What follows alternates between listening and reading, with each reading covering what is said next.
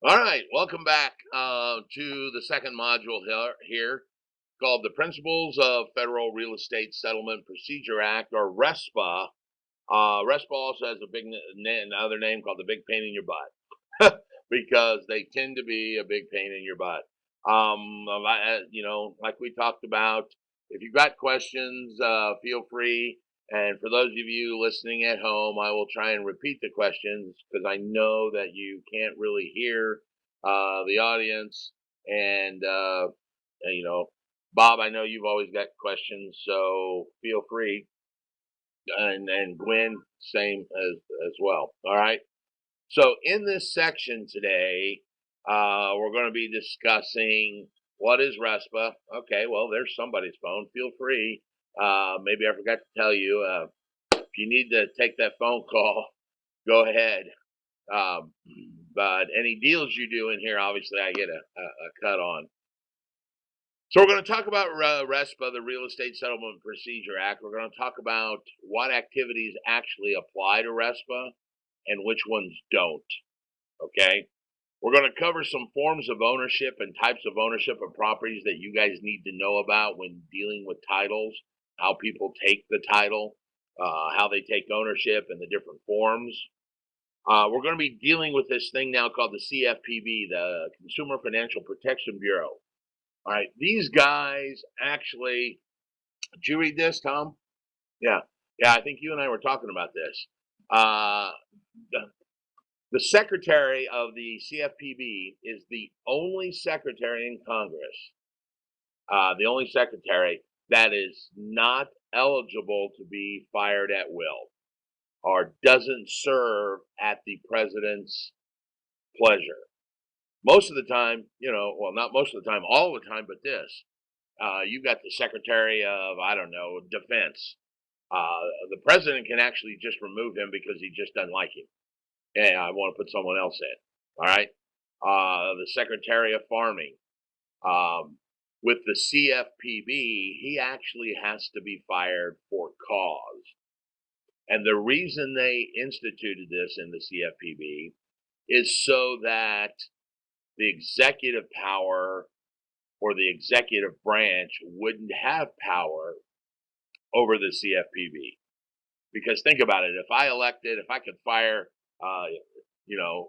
Jose, if I just fired you and said, okay, I don't like you to be the CFP board, but I want to put in Zeke because Zeke's a buddy of mine, and now Zeke's going to do things like I want to.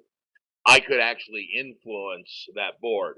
So this is the one board where the secretary actually has to be fired for cause, so that they can't just keep switching them in and out and in and out and trying to take control of that board. It is supposed to be a standalone, and it's actually a bureau. I keep calling it a board. It's the Consumer Financial Protection Bureau. It's a standalone entity that's supposed to be a watchdog. The problem is they've gotten so much power. There's actually been lawsuits recently, some big lawsuits. Wells Fargo is suing them, saying that they are abusing their power by doing some stuff.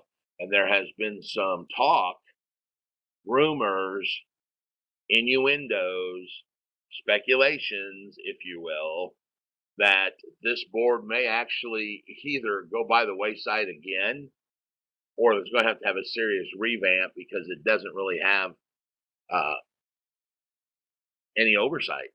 Which is what's funny. They designed it that way so that no one could take control of it, but now it's like created its own life.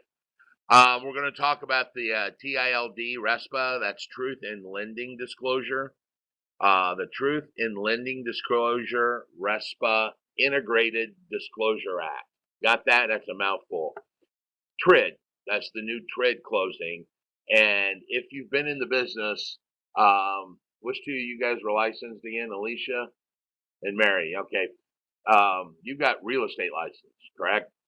So you remember the old HUD statements and the good faith estimates and all that. We still have some of the same stuff, very similar, but now it's slightly different. They got new names for it. And TRID is the new act. And then another thing you guys are going to be dealing with is what's called the Indiana Good Funds Law. It was adopted in January the first. January. It was adopted July the 1st of 2009, and the Good Funds Law deals with earnest money and down money brought to the closing. Okay, so let's start with what RESPA is. RESPA is the Real Estate Settlement Procedure Act, which is a consumer protection act passed in '74. Its main objective was to help shoppers better find closing services uh, by eliminating certain things. And what I mean by that is there used to be, well, basically, let me back up. Okay, I'm sorry. RESPA was designed to eliminate abusive lending practices. Basically, that's it. Because what was going on was lenders were telling buyers, this is how much it's going to cost you for the loan. Let's say 1 point. And a point is defined as 1% of the loan. So a $100,000 loan is $1,000. And mortgage brokers and lenders used to charge points to originate that loan. So they may say, oh, it's going to cost you 1 point. Well, then what was happening was they would go to closing and the lender would say, oh, it's 3 points. And the buyer would be already amped up and already, maybe got his house sold or got his apartment lease terminated, and they would have no choice but to go ahead and accept that hike in price and just pretty much suck it up and take it. Okay. So what RESPA came along and did and said, look, you can't really do that. And we'll talk a little bit more about some of the requirements. Another thing that RESPA did, it was to eliminate this thing called kickbacks and referral fees between professionals. Now, I don't know if I necessarily agree with this or believe it, because here's the problem. Okay, uh, who was Mary and Alicia? You guys are realtors, right? You guys are the only, us guys, because I'm licensed in real estate as well. We are the only profession that can actually charge a referral fee to someone in our profession. All right. We do it all the time. Matter of fact, I just did a deal the other day that paid referral fee. All right. So I can, Alicia, send you a client and go, hey, I can't deal with this person, or, they're more apt to your side of town, or for whatever reason, you can actually pay me a referral for bringing that client to you. All right. Now, with that being said, we are the only profession that can do that. A mortgage broker cannot give another mortgage broker a deal and say, hey, I can't do this guy. Why don't you do him? And get a referral fee for it. All right. Same thing with title. Title can't give another title guy. What RESPA actually says is no one across professional lines can give a referral fee. Okay. Get what I said? Cindy, you got that deer in the headlight look. Within our profession, realtor to realtor, we can give it. We're the only profession that can do it within our profession. RESPA says nobody can do it across professional lines. All right. So what I'm telling you is, you guys are going to start working title and being a sales rep. And let's say Gwen, you're going to be my sales rep for the title company. I cannot bring you a client and you go, oh, Raymond, here's a $50 fee for doing that. That's a kickback.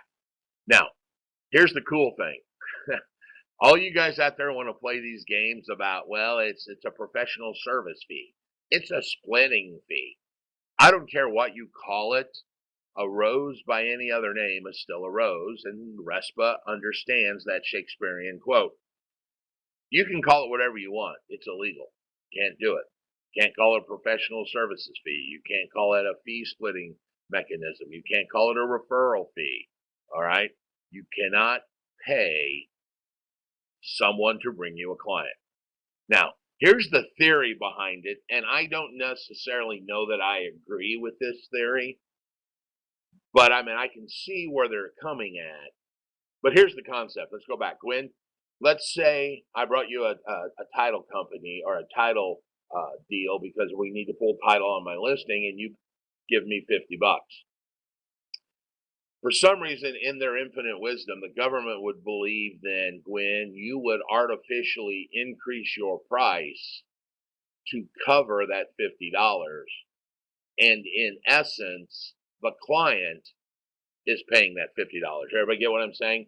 Because Gwen raised her price $50, the client paid Gwen, now this fee plus the $50, and she gave me the $50. In essence, the client's paying it. So that's what it's originally designed to do, is to stop the client from paying artificially inflated prices because you got to give me a kickback for that. Now, here's the concept and the problem that I have. In the world of free trade, that wouldn't happen. Because let's say everybody is charging $300 for their title search, okay? Now, if Gwen raises her price $50 because she has to cover me, her price is now $350. How often is she going to get a deal at $350 when everybody else is doing it at $300? Probably slim to none. Now, I'm sure there are a few, and that's probably where the counter thought comes from. Because free market would eventually tell her, oh, I got to lower my prices to 300 or I'm not going to do any deals. Okay. So I'm not entirely agreed with the fact that because someone pays a referral or a kickback or whatever you want to call it, that I'm going to inflate my prices is true, but that's their belief. Okay. So, that's why they do that. Okay. And Gwen, I know you would never do that, so that's fine. So that's the concept. It's to eliminate abusive practices. Also, RESPA requires certain disclosures to the borrowers at various points in time. All right. For instance, now we used to, for us older people, used to call it the good faith estimate. Now it's called the loan disclosure. If a person makes application for a loan and they're approved, they have to get the loan disclosure within 72 hours of making application. All right. This allows that person to shop that, and that's the best answer. Shop that broker. Okay. Yeah. One. Question is, does it hurt their credit score? All right. Good question. Well, first of all, I'm not a credit expert, and I don't know how many people actually are credit experts.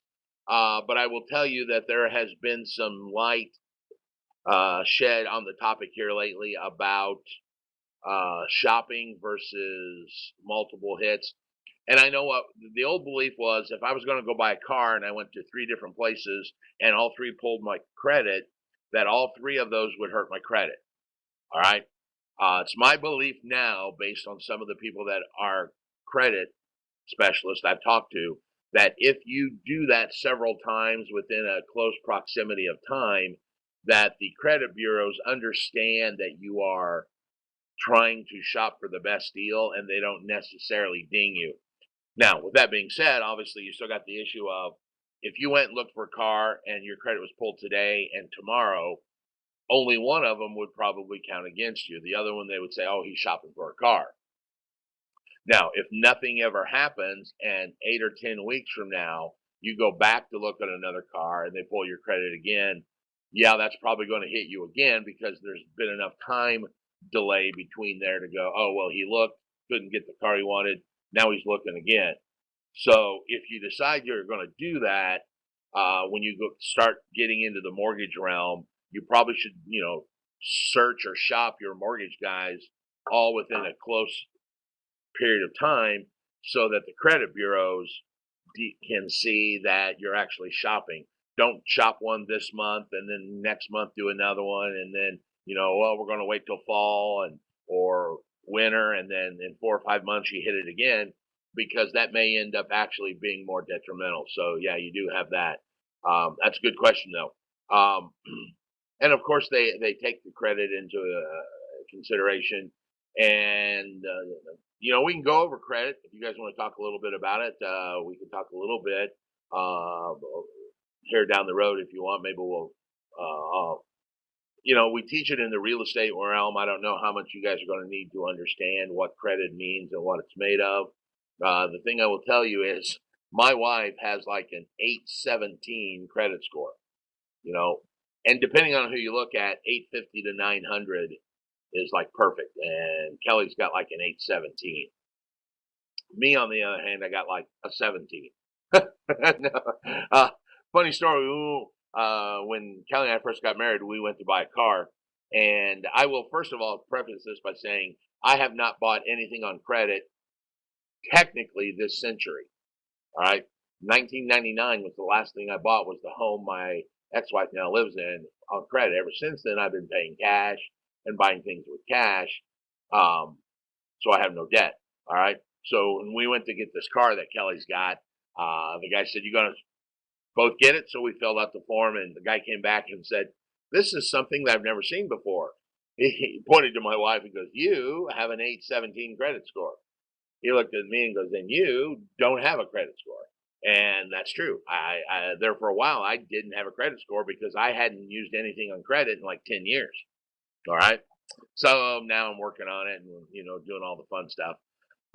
But credit score is actually, there's three companies. It's, who is it? TransUnion, Equifax, and yeah, the other one. Um, who is it? Equifax. Yeah, that's what I said. Experian. Yeah, you're right. Experian. Those are the three credit companies. And how that works is most of the lenders will pull what they call a tri-merge, which means they bring all three of them in, and then they pick the middle score. It's not an average. So if you got like a 700, a 720, and a 780, they're going to say 720 is your mid score. That's the one they base most of your stuff off. Even though your average, if you did a mathematical average, is actually higher, it's not how they work. They do the mid score. They'll pull a tri-merge, do the mid score. Now, we're not going to get into all the things that make that up, the five factors. And the biggest thing you have to remember is just pay your bills on time, because that's like the number one thing. It's like 35% of your score. Anybody know what's the score called? FICO. Right. Good, Thomas. FICO score. Now, for the bonus points, everybody know what FICO stands for? Huh? Anybody? Fair Isaacs Company. All right. Was originally the Fair Isaacs Company. Fair Isaacs Company, FICO. They've now since changed their name to, actually, I think, FICO. And I think if you go to FICO.com, most credit card now companies will actually have got all kinds of, what is that? What? Yeah. Uh huh. She asked about lenders or banks actually having your credit score. Yeah, banks can actually do that, and a lot of credit card companies like Capital One will have a credit simulator or a credit pull that you get as being a member of Credit One, and I think American Express does, and all of that. And you can get your credit score one time per year. What is it? Get my or freecreditreport.com. You can get your credit once a year, or take that back. I think it's once every 4 months from one of the companies. So theoretically, you could do one Experian, and then the next third of the year call Equifax. And if you haven't done that, you ought to do it, because it's kind of interesting. Plus, you're going to get used to reading maybe someone's credit score, so that you understand how it looks, because it reads right to left. It doesn't read left to right like we read a book. It reads right to left, and then things roll off as they become either paid or stale, or closed, or late. And there's all kinds of cool stuff. But the point that I get at is, a friend of mine owns a credit restoration company, and he tells me that about 40% of all the credit scores are wrong, because there's things reported on there, and things that weren't reported, and things that were paid off that aren't recorded, and stuff like that. So you might want to try that just to find it out. Now, that was a big right turn from where we actually were. Um, so let's go back. They have to disclose the loan disclosure, and that loan disclosure actually will give you the bills to buy the house. Okay. We all understand that if I bought $100,000 home, it's going to cost me money to buy that $100,000 home. You guys all have kids, right? One of the hardest things when my kids were little was they would see like the McDonald's commercial and it would say just 99 cents, and they'd save their pennies and quarters and they'd go up there, and then all of a sudden the bill was $1.04. And I remember Ian, who's now 20, came to me and he said, "But Dad, it said 99 cents. I don't have the other money." And of course, I gave it to him. And I said, "But son, there's taxes you got to pay on top of that." And he said, "Well, that doesn't seem right that they advertise one and charge you another." Bingo. Okay. But with that being said, you'll understand that if I buy a house, I've got fees associated with that house. I got recording fees and transfer fees and title fees. And if I'm the buyer, I may have an appraisal fee. I'm going to have a credit pull. I'm going to have loan origination fees. So to buy a house is going to cost me money. This is what RESPA controls. All right. Under this loan disclosure, they are going to create you a scorecard, so to speak, that says, Raymond, if you want to buy this $100,000 house, here's how much it'll cost you. It's going to cost you $5,000 based on these three sets of numbers. All right. That allows me to take that $5,000 and go down the street. And this is what I was saying about shopping. I can go down the street and go, "Hey, I want to make an application with you." Billy Bob down the street says it's $5,000 if I use Billy Bob's mortgage. If I use Jerry Jeff's mortgage, how much is it going to be? And he's going to then do the same thing and go, "Well, it's 3,500. Okay, well, I want to use the 3,500 one." So that's how it allows me to shop. And they give us specific numbers associated with this settlement. And those numbers are broken out into three different types of numbers. The first number is zero tolerance number, zero tolerance. All right. Zero means whatever the lender tells you it's going to be, come hell or high water, that's what it's going to be. All right. Most notably, these are the fees he charges you that he controls, like loan origination fee. If they tell you it's 1 point, it will be 1 point. They can't any longer do that bait and switch that I explained at the beginning, where they would say, "Oh, yeah, now it's 3 points and you're stuck." So that's the first set of numbers, comprised of zero tolerance. The second set of numbers is comprised of what we call 10% tolerance. All right.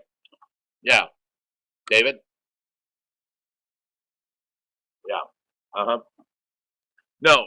Well, hold on. I'm going to get to that. His question was, um, do they explain where, for you at home, do they explain where all those fees go? Yes, they do. Hold on. We'll get to that.